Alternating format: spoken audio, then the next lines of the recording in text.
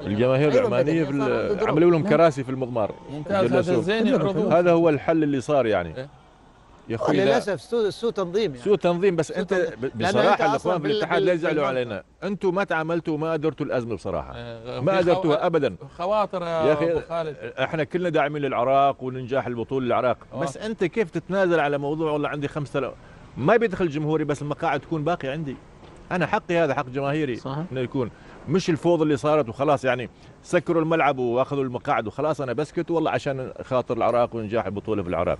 هذا ضعف، واحنا شاهدنا هذا ضعف كبير منكم كاتحاد كره. ولا اعتذرتوا حتى للجماهير ان اسفين يعني.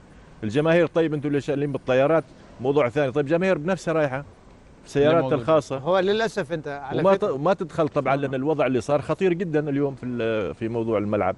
بس بس انت يعني بتقول لي تقنعني والله ولا انا يعني عشان خاطر الانجاح البطوله للعراق.